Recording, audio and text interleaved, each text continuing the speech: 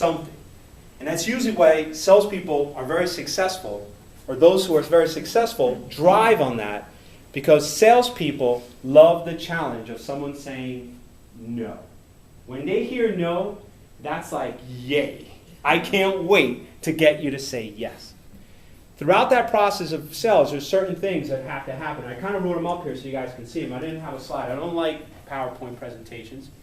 The first one is, when you're going through this process about the persuasion of sales, you, the person sitting down, go through a process.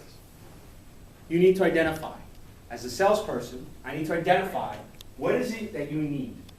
If you come in for a car, assumption is that you're looking for a car. I hope you're not coming to the car dealership to buy soda. You're coming for a car. So the first one is, what is the identification? What is the need that I have? The second one is, what is the recognition of importance? How important is it for me to get this car?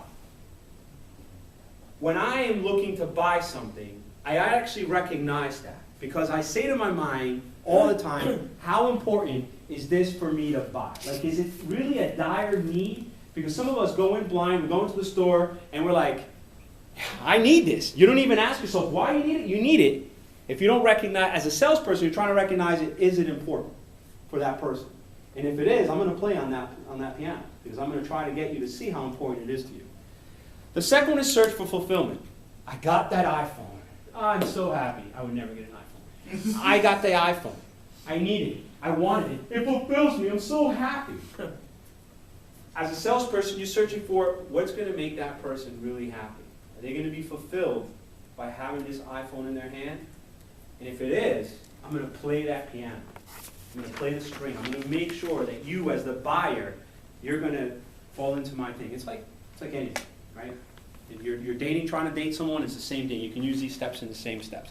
You didn't hear that from me.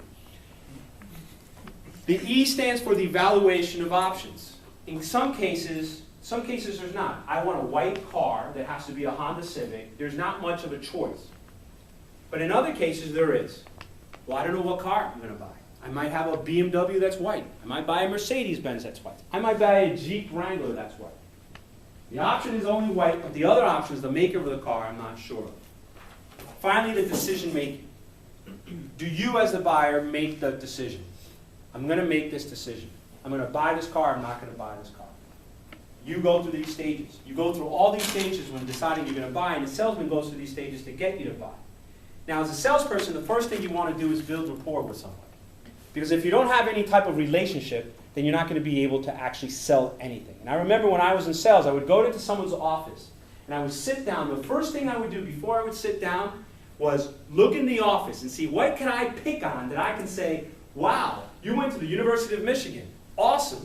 My grandpa's from Michigan. I start building the rapport. The second is find out what the buyer needs and goals are. What are they trying to do? I'm trying to save money. I'm trying to solve this problem. I'm trying to buy this computer because my old computer keeps crashing and I can't do the graphics that I need. So you try to find the buyer's needs and goals. And finally, what the salesperson is trying to do, he's trying to solve your problem. That's the goal of a salesperson. I'm going to solve the problems. So you're telling me that the last vendor that had you the Epson projectors never works on time. I got just the solution for you. We have a new product on the line that's going to be able to get that projector on working 100% efficiency. So you're trying to always try to solve the problem for the other individuals. These are the steps identified in the book, in the text, as persuasive.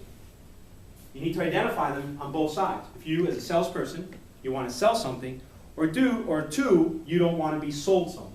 Because it could be very easy to manipulate the situation and get you to buy that pen or that computer or that car that you really didn't need.